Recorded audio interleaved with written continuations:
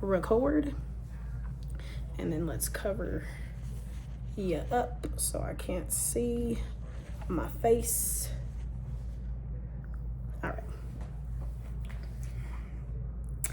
All right guys, welcome back to my channel. I'm Mia, and today is day 3 of my record everyday challenge, where I promised myself that I would record every single day and upload every single day until I feel more comfortable on camera. So welcome to day 3. In this video, I'm going to be giving you guys 6 business ideas that I've personally tried that actually made me money. So let's jump right into it.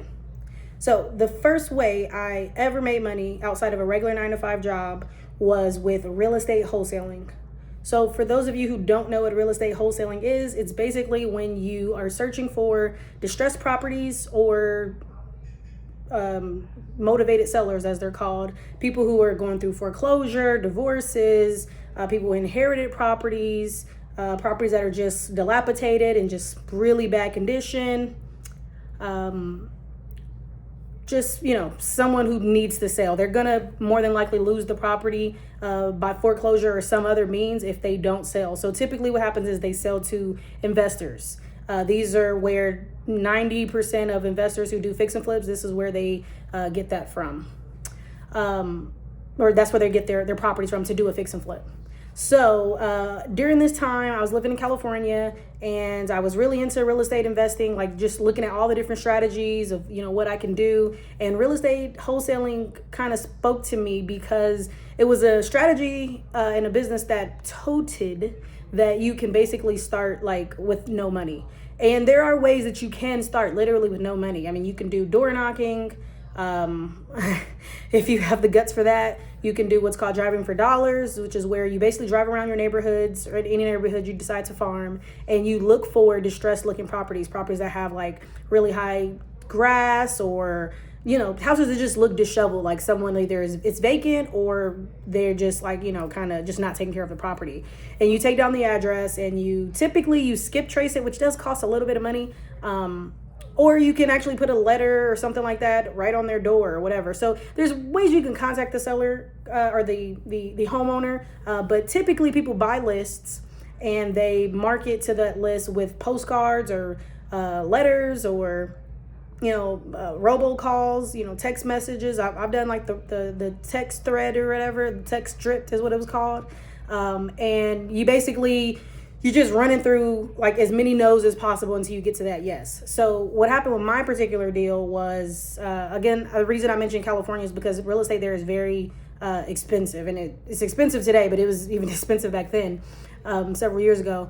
And I first started my buyers list, my cash buyers list. So those are basically all the investors whom, if I ever found a deal, I would then sell that deal to a cash buyer, the end buyer for the fix and flipper investment.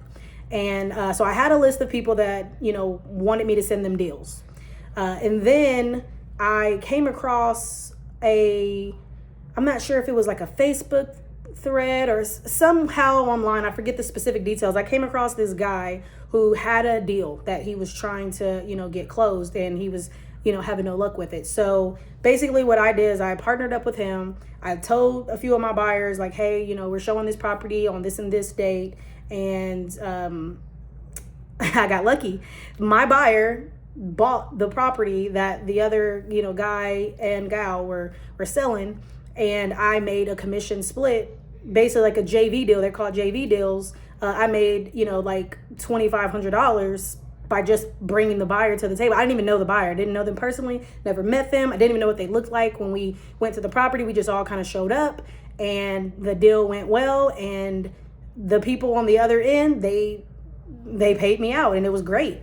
Now, I wasn't able to replicate that because that was kind of like beginner's luck, I would say. I remember sending the mailers out. I remember talking to people, but in my particular personality type, I don't do well with selling to people or dealing. I can deal with someone when they're stressed, but knowing that element is there of like, hey, I'm trying to like talk you down from this price to this price, and I know that you're in financial straits or whatever the case is, just the mental gymnastics that I had to play with myself, it just wasn't going to be a good fit. And it wasn't going to be the first deal that I did wasn't necessarily something I can just continue to replicate. I would love to. I mean, that was the easiest $2,500 I've ever made, but it just, it just didn't seem like such a good fit for me. Now, if you're a go-getter and, you're okay with door knocking, you're okay with, skip tracing and cold calling people and sending out mailers, you have budgets for that, by all means. I mean, I think that there's definitely a place for it because it's needed. Like I said, there's people who are going to need to sell their properties regardless of the situation they find themselves in, and then there's always going to be developers and investors who need to do a fix and flip to revitalize the house and sell it to a family. So, it's a part of our market. It's a part of the world. It's how the world works. So I definitely would recommend real estate wholesaling for those who have the gumption for it, I guess. For me, I'm just not that personality type.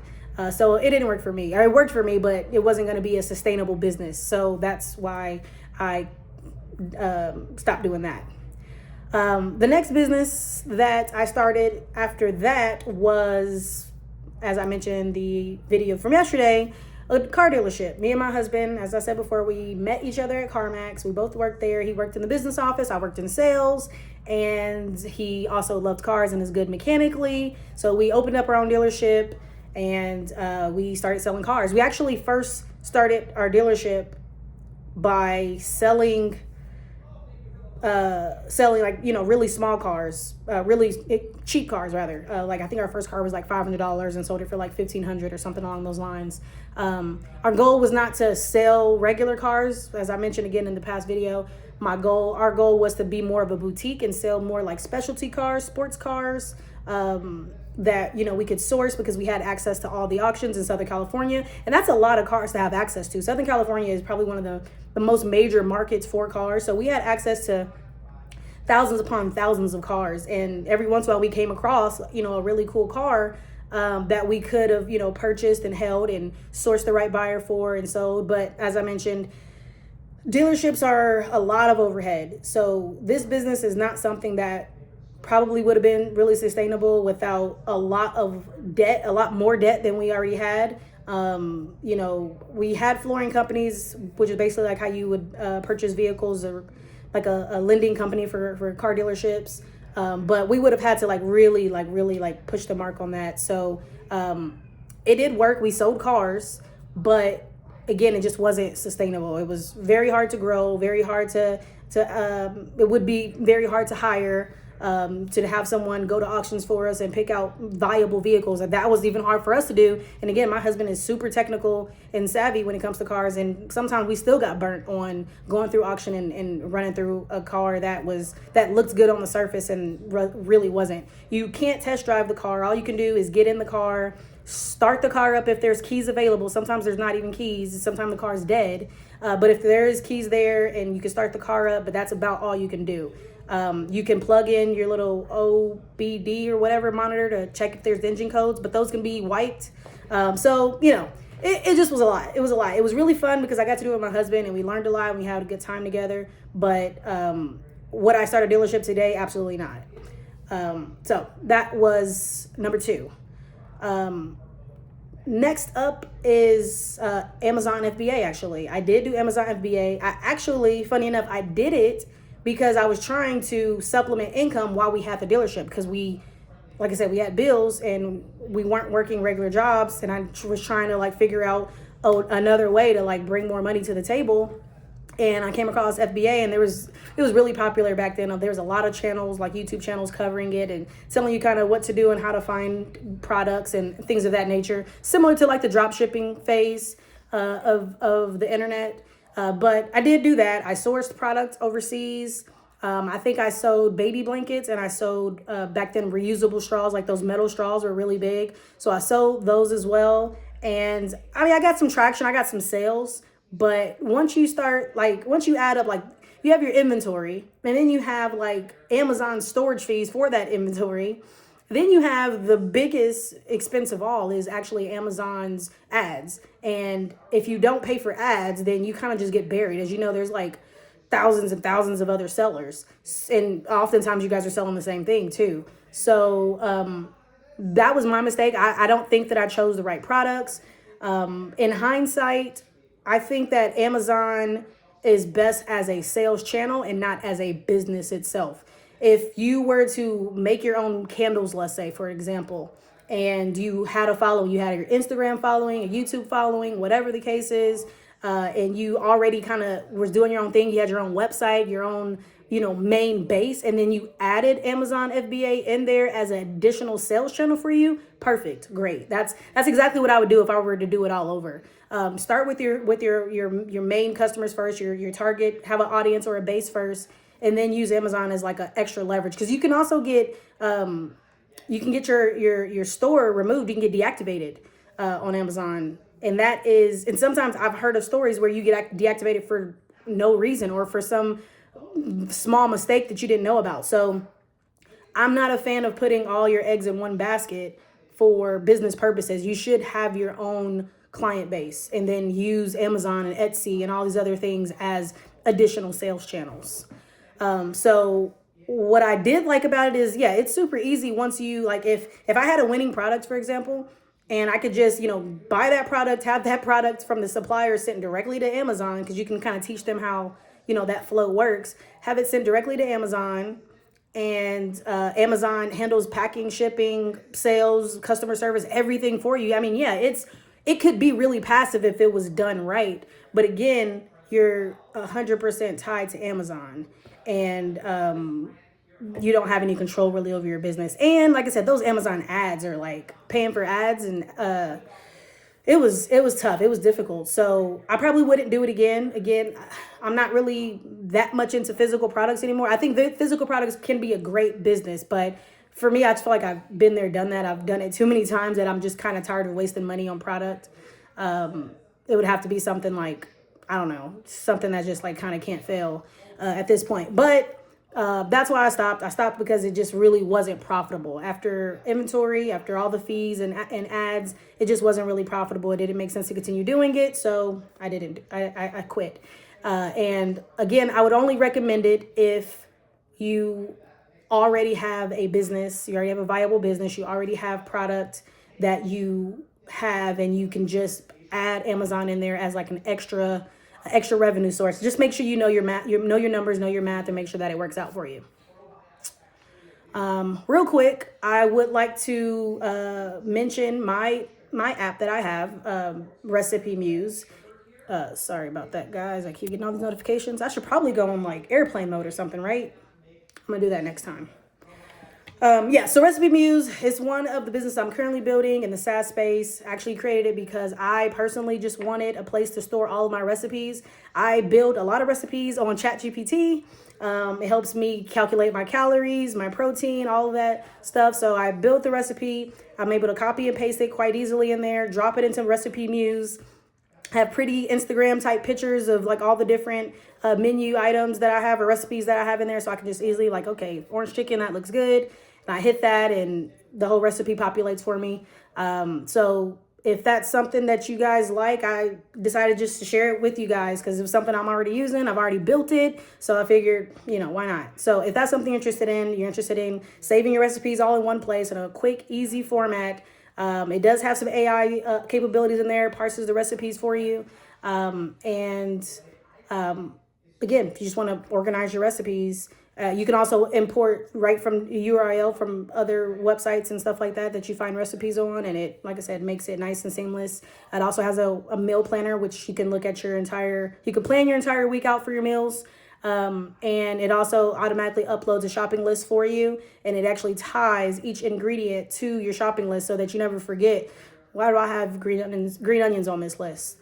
It's a pretty cool app. I'm super proud of it. I use it all the time. If that's something you guys are interested in, then the link is down in the description. Also, if you guys have been checking out the series, then you know that I actually use Lovable as my SaaS building platform. It's a no-code tool, so you don't have to be a developer or anything like that to run it. And you basically just kind of type in what you want. Like, I want to build a image organizer or whatever the case is, and it'll literally help you build it. And you just kind of prompt your whole way through the build, and You can literally build a SaaS application or app or a website or whatever the case is in a matter of hours. So if you're interested in Lovable, that's what I exclusively use to build things. Then that link is also in the description. So that's all I have for you. We'll get on back to the list.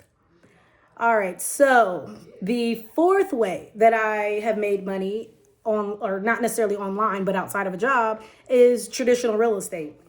So about 5 years ago, my husband and I bought our first house.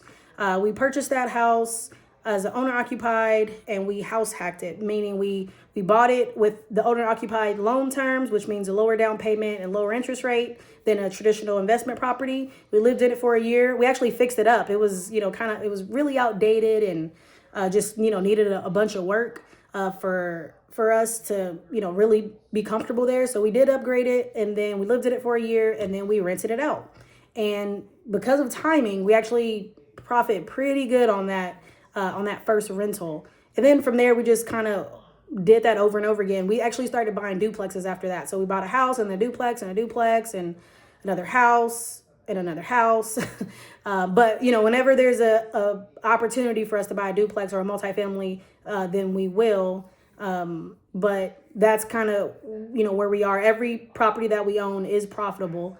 It's, not life-changing money or anything, but it's a great nest egg. It's something that's going to continue to grow. Your rent will continue to grow. Your mortgage will continue to fall, and your equity will continue to grow in the property. So eventually we might trade up, maybe sell some of the houses, and we'll get some more duplexes or apartment complexes. I'm not sure, but that is one of the avenues that we use to make money. We also do side property management. So because we were buying houses so quickly, and we had some friends who had some extra funds that they wanted to spend, they wanted to invest in property, but they didn't really know how to get started. They basically entrusted us to help them find the rental properties out here in our local market. And we do everything from A to B. Once they close on the property, we make sure it's rent ready. We find the tenants for them. We vet the tenants. We move them in. We take rent for them and build the lease, all of that. And we send it off. We send the proceeds off to the owners every month. And we take care of all the maintenance requests and basically everything. We treat the properties basically like they're our properties because it was just easier to do it that way. So that's kind of a side business, side hustle that we have going on in the real estate world. We'll probably add a few more. We've had people ask us about our property management services. So we might expand that a little bit as well. What I like about real estate is that it is passive in the sense that it's the most passive that it can be. There's always going to be, someone calling and having maintenance request or having some other issue, whatever. So it's never going to be completely passive, but by and large, I mean, there could be months with no one asking for anything. Or it could be like, something very small that just takes, an hour of our time for the whole month. So from the passive standpoint, I really like it for that. It's also fairly straightforward. Like it's easy in the sense that it makes sense to be able to like buy more and grow. Like it's just a rinse and repeat thing. The hard part is just coming up with the money. At this point, we have a baby and we decided to just, buy our personal house for right now and stay put. So we're no longer able to house hack. So any properties that we buy henceforth, we're going to have to pay a regular investor down payment and interest rate, which is why we haven't purchased any other ones yet. But eventually, once we get that going, then we'll be able to buy more rental property. But that is something that I definitely recommend. I kind of recommend it for everyone to at least have one rental property, even if you don't have any plans to expand, because property is just a tangible item. It's something that's going to always have some level of value. Even if the market goes down and prices go down and whatever the case is, it's always going to go back up. It's never going to stay down. And no one is like, mad or like, man, I wish I didn't buy that house 20 years ago. Like no one says that. 20 years ago, you bought a house. I mean, you're doing really well. So buy real estate, no matter what people say, no matter how bad the market is, how high the interest rates are. If you can afford it, if you can physically afford it, if you can get into the loan, you can afford it, you can cash flow at least, I would say $100 to $2. You don't want to be underwater, but if you can cash flow on a property, buy the property find good tenants that want to stay there long term and just rent it out and then just use that as like a nest egg for the future. Okay, so we'll move on to the next way that I made money, and that was actually Facebook drop shipping. So that's exactly what it sounds like. I think I came across a YouTube channel one time, and it kind of had this unique way of doing drop shipping. I didn't have to like reach out to suppliers and all this stuff. So basically, what it was is you find products online like Walmart or any store, and you basically just literally take a picture of that and you post it in Facebook Marketplace, and then surprisingly somebody will buy it. Think of like inflatable pools and like jewelry, like rings. It's not like expensive jewelry, but like, you come across like a $30 ring or something along those lines. Anything that has like nice imagery, something that like looks nice, like a professional photo. You basically just post that on Facebook as like under the shipping, not the local pickup, but like the shipping. And you get an order, and then you place the order on the website that you found it from. As long as, of course, make sure it's a legit website. Like I said, Walmart or some other place that you're going to get the product. Preferably not like something overseas, because that just takes too long to get. But you'd be surprised how little people do research to go and try to cross-reference the item that you have listed and go find it elsewhere.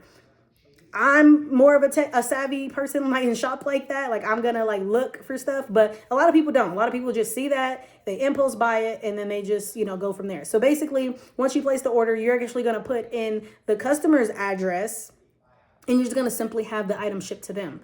It's actually really easy. The problem with it is it's really hard to scale. Like there is no way to like, there's no marketing or advertisement. There's no like real push to like get more. You can technically do Facebook ads. I'm not sure if that's going to be that viable, like that helpful. I probably wouldn't spend the money there. But I couldn't figure out a way to scale it, and it's constantly just finding items, posting it, finding, like you're just doing that over and over and over again. So I don't know. It was fine. It wasn't hard, but it also, I don't think it didn't make a lot of money, maybe a few hundred here and there. So do I recommend it? Like a side hustle, but definitely not a business, definitely not anything that was scalable. And then that brings me to the last way that I've made money online or made money outside of a job.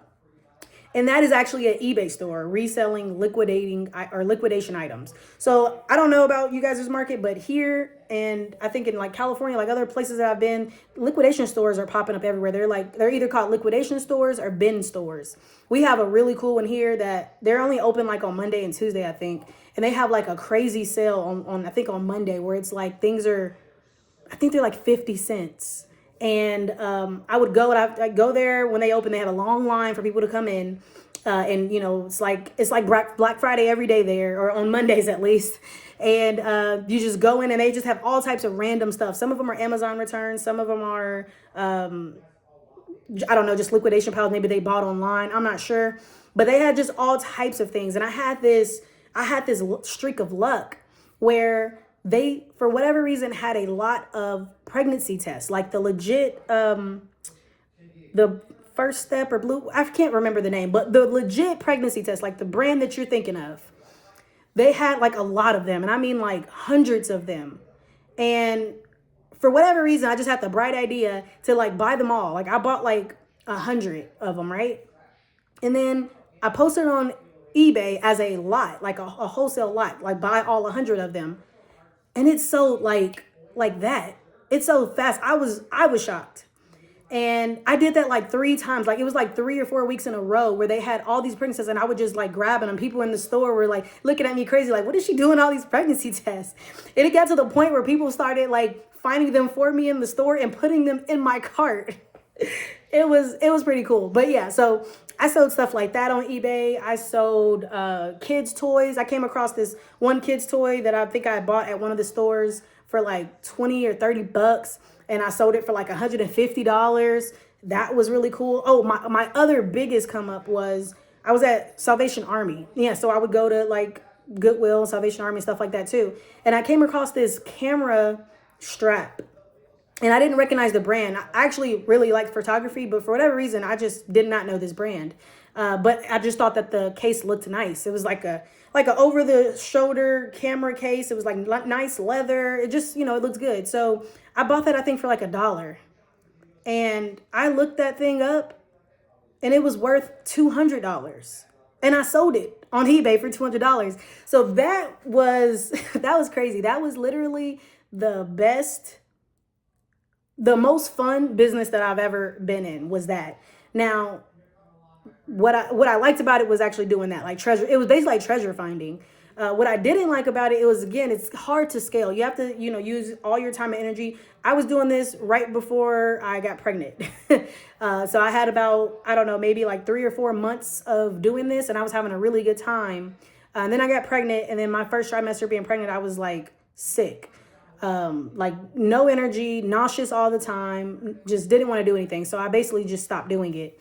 I actually still have some inventory left, but just a little bit. I sold through most of it. And that's a cool thing about eBay too. Like, you can post it up there and stuff just sometimes it'll sell quickly, but sometimes also it just trickles in.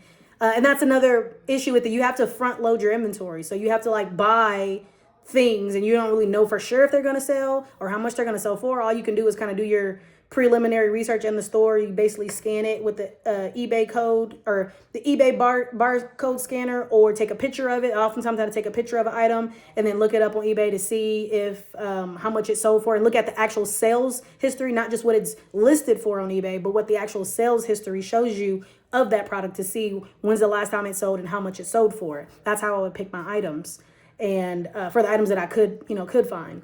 So that was the main reason I stopped doing it, is because A, I got pregnant, and then B, it's just very time consuming. I think the most money I probably made in that short amount of time, like per month, was like $25 or maybe $3,000 of profit.